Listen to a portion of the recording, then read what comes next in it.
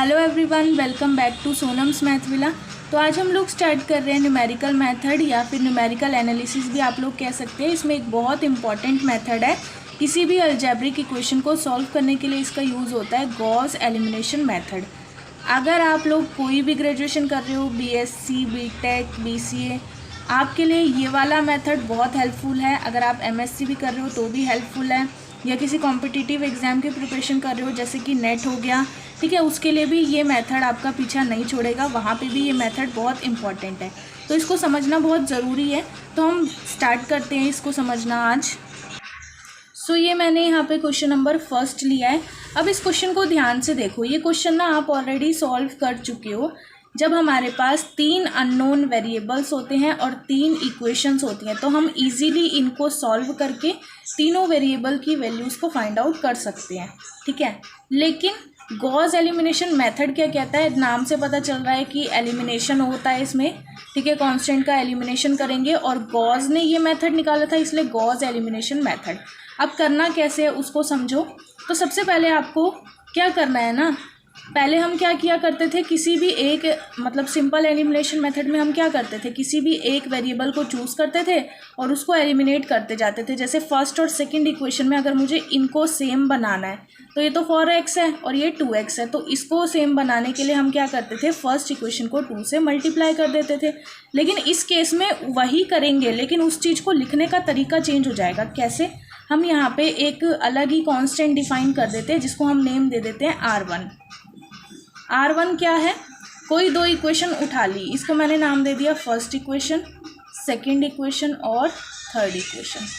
कोई दो इक्वेशन उठाई, ये वाली और ये वाली ले ली मैंने इक्वेशन। तो R1 इसके लिए क्या हो जाएगा, देखो हम इसको 2 से मल्टीप्लाई करते तो ये R1 2 हो जाएगा। लेकिन 2 निकालेंगे कैसे, क्या इसे लिखेंगे कैसे? दो इक्वेशन लिए हमने, पहले हम इस वाली इक्वेशन को लेंगे जो हम बनाना चाह रहे हैं। तो यहाँ पे आप लिखोगे coefficient of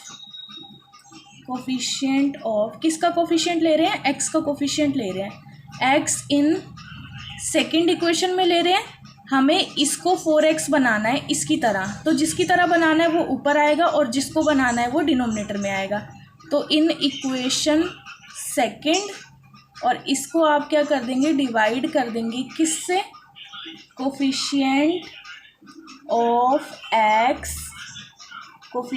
of x in equation first. तो ये कितना हो जाएगा, यहाँ पे x का कोफिशिएंट 4 है, तो 4 डिवाइड बाई 2, 2 1 ज़ा 2 2 ज़ा, तो ये तो आ गई वैल्यू 2। अब R1 है क्या? R1 वो कांस्टेंट है जिसको हम इक्वेशन 1 से मल्टीप्लाई करेंगे। तो ये इस तरीका वही है, सब कुछ वही चल रहा है, बस लिखने का तरीका जो है वो चेंज हो जाएगा। तो अब ये जो R1 की वैल्यू आ जाती है ना, इसको आप इससे मल्टीप्लाई कर देते हो, फिर इन दोनों को सॉल्व कर देते हो। तो आप यहाँ पे कैसे लिखेंगे? अब देखो, जब हम 2 से इसको मल्टीप्लाई करेंगे तो ये इक्वेशन भी 4x में आ जाएगी और ये भी 4x में आ जाएगी। तो हम इनको माइनस करेंगे ताकि 4x से 4x कट जाए। तो यहाँ पे मैं क्या लिख रही हूँ, इक्वेशन सेकेंड, यहाँ पे शॉर्ट में लिख रही हूँ equation second minus 2 into equation first, ठीक है। ये समझ में आया क्या किया यहाँ पे? इक्वेशन सेकंड मेरी ये वाली है, इसमें से मैंने माइनस कर दिया 2 गुना इस इक्वेशन का। 2 गुना क्यों किया? क्योंकि R1 की वैल्यू 2 है। अगर R1 की वैल्यू 3 होती तो यहाँ 3 आता, 3/2 होती तो यहाँ 3/2 आता, 6 होती तो 6 आता। जो भी R1 की वैल्यू होगी वही यहाँ पे आ जाएगा। अभी आपको देखना है कि प्लस करना है या माइनस करना है, वो क्वेश्चन पे डिपेंड करता है, ठीक है। इसके बाद देखो, तो यहाँ पे आप सिंपली लिख दो 4x plus 11y minus z में से हम माइनस कर रहे हैं किसको? 2 मल्टीप्लाई फर्स्ट इक्वेशन को, 2x plus y plus 4z equal to इसका लेफ्ट हैंड साइड यानी 33 और माइनस 2 इंटू 12, ठीक है। यहाँ तक तो समझ आता है।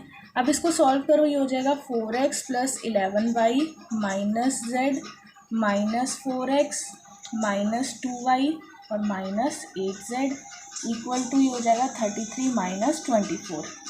4x से 4x कट गया, जो भी हमें चाहिए था वो हमें एलिमिनेट हो गया है हमारा। 11 में से 2 गए, यहाँ पे बचा 9y minus 9z equal to again 9। 9 common लेके आप कैंसिल आउट कर दो तो ये हो जाएगा y minus z equal to 1। इसको मैंने मान ली फोर्थ इक्वेशन। 3 इक्वेशन ऑलरेडी बना रखी है, फोर्थ इक्वेशन निकल आई। अब ये जो फोर्थ इक्वेशन निकल के आई है इसमें 2 वेरिएबल बचे हैं, तो अगर मुझे इनको सॉल्व करना है तो मुझे एक और ऐसी इक्वेशन चाहिए जिसमें y और z 2 वेरिएबल होंगे। फिर उस इक्वेशन को मैं इसके साथ सॉल्व कर लूँगी तो मेरी y और z की वैल्यू आ जाएगी, फिर मैं x की वैल्यू निकाल लूँगी। बहुत सिंपल है, ठीक है। तो अभी हमने क्या किया था, हमने फर्स्ट और सेकंड इक्वेशन ली थी। अब हम क्या करते हैं, कोई और 2 ले लेते हैं, सेकंड और थर्ड ले लेते हैं, प्रोसेस सेम रहेगी। पहले R1 लिया था, अब क्या ले लेंगे, अब ले लेंगे R2, ठीक है। यहीं पे ले लो R2।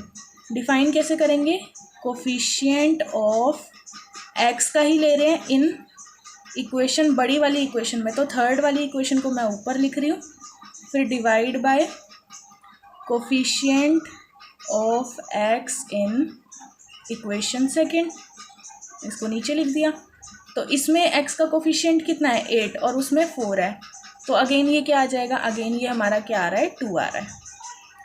अब हमें क्या करना है, इसको 2 से मल्टीप्लाई करना है, फिर दोनों को माइनस कर देना है। तो आप जैसे यहाँ पे हमने लिखा था वैसे यहाँ पे लिखेंगे इक्वेशन, ये आज QG जैसा क्यों बन रहा है, ठीक है। Equation third minus 2 into equation second, equation second, ठीक है। अब इक्वेशन थर्ड को एज इट इज़ लिख दो, 8x minus 3y plus 2z, 8x minus 3y plus 2z, और माइनस 2 को मल्टीप्लाई कर दो सेकेंड इक्वेशन से। सेकेंड इक्वेशन क्या है, 4x plus 11y minus z, 4x plus 11y minus z। और थर्ड इक्वेशन के लेफ्ट हैंड साइड में, राइट हैंड साइड में 20 है और उसके 33 है, तो ये हो जाएगा 20 माइनस 2 इंटू 33। अब इनको सॉल्व कर दो तो ये आपका हो जाएगा 8x minus 3y plus 2z, minus इसको इससे मल्टीप्लाई करेंगे 8x, इसको इससे मल्टीप्लाई करेंगे minus 22y plus 2z equal to 20 minus 66, ठीक है। 8x से 8x कट गया, इन दोनों को सॉल्व करोगे माइनस 25y आ जाएगा plus 4z equal to minus 46, ठीक है। अब माइनस कॉमन लेना है तो कॉमन ले लो, अदरवाइज़ आप इन दोनों को सॉल्व करेंगे। अब क्यों, क्योंकि ये भी yz में है और ये भी yz में आ रही है, तो इनको सॉल्व करने के लिए अब आप डायरेक्ट एलिमिनेट मत कर देना। देखो एग्ज़ाम में आपको गॉस एलिमिनेशन मेथड बोला है तो डायरेक्ट इनको एलिमिनेट मत कर देना, R1 R2 वाले तरीके से ही करना है। तो अब हम R3 ले लेते हैं, और इस बार हम x के कोफिशिएंट ना लेके या तो हमें y का लेना पड़ेगा या z का लेना पड़ेगा, कुछ भी ले सकते हो जो आपको ईजी लगे। तो इन दोनों इक्वेशन की अगर मैं बात करूँ, y की अगर मैं बात करूँ तो मुझे यहाँ पे माइनस 25 चाहिए, इसका मतलब R3 क्या आ जाएगा, माइनस 25। कैसे आएगा वो देख लो, coefficient of y in equation fifth को ले लिया मैंने और इसको डिवाइड कर दिया coefficient of y in equation fourth equation ये रही मेरी। तो यहाँ माइनस 25 है और वहाँ पे 1 है, तो ये माइनस 25 ही आएगा। इसका मतलब हमें क्या करना होगा, इन दोनों को पहले फोर्थ को माइनस 25 से मल्टीप्लाई करना है, फिर इन दोनों को सॉल्व कर देना है। तो यहाँ पे आप लिखोगे इक्वेशन फिफ्थ माइनस, देखो माइनस नहीं होगा इस बार प्लस होगा, क्यों, क्योंकि यहाँ भी माइनस 25y आ जाएगा और यहाँ तो ऑलरेडी माइनस 25y है, तो इनको ऐड करना पड़ेगा ताकि कैंसिल हो जाए। एक सेकेंड, यहाँ माइनस 25 है, हाँ ठीक है, माइनस कर सकते हैं आप, तभी तो साइन चेंज होगा। माइनस 25 आया है यहाँ पे इंटू इक्वेशन फोर्थ, ठीक है। अब आप दोनों इक्वेशन को यहाँ पे लिख सकते हैं। तो यहाँ पे मैंने इक्वेशन लिख दी है, अब आप इन्हें सॉल्व कर सकते हो। ये हो जाएगा minus 24y plus 3z equal to minus minus plus होते हैं लेकिन साइन माइनस का आता है 11,171, ठीक है। ये आपका क्या आ जाएगा, एक सेकेंड, यहाँ पे हमने कुछ गड़बड़ करी है, यहाँ पे हमने मल्टीप्लाई नहीं करा ना, 25 से मल्टीप्लाई भी तो होगा। देखो यहाँ माइनस है, यहाँ भी माइनस है, माइनस माइनस प्लस बन गए, तो अब ये क्या हो गई equation fifth plus 25 into equation fourth. यहाँ तक पहुँच चुके हैं हम, ठीक है। तो हम यहाँ तक पहुँच चुके हैं अब आप इनको डायरेक्ट सिंप्लीफाई कर लो, ये हो जाएगा -25y + 4z। क्लियर है ना इमेज? +25y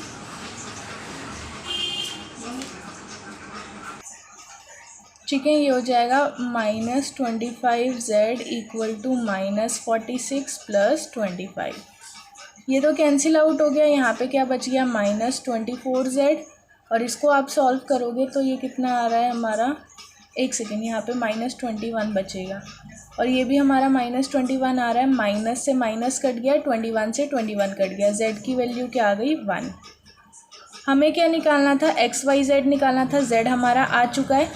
हमारी किसी भी इक्वेशन में आप पुट करके y की वैल्यू निकाल सकते हो। तो मैं फ्रॉम 4th इक्वेशन से ले रही हूँ। इक्वेशन 4 क्या था? y - z = 1 था। तो यहाँ पे वैल्यू पुट करोगे y - 1 = 1, तो y की वैल्यू यहाँ से क्या आ जाएगी? 2 आ जाएगी। अब y और z की वैल्यू किसी भी एक इक्वेशन में पुट कर दो तो आपकी x की वैल्यू निकल आएगी। तो मैं यहाँ पे ये फर्स्ट इक्वेशन ले रही हूँ। फ्रॉम फर्स्ट इक्वेशन मेरी क्या थी? 2x + y + 4z = 12। x की वैल्यू मुझे निकालनी है तो 2x लिख दिया। y की वैल्यू मुझे पता है 2 है। z की वैल्यू 1 है तो ये 4 हो जाएगा, क्योंकि 4 × 1 4 हो गया 12।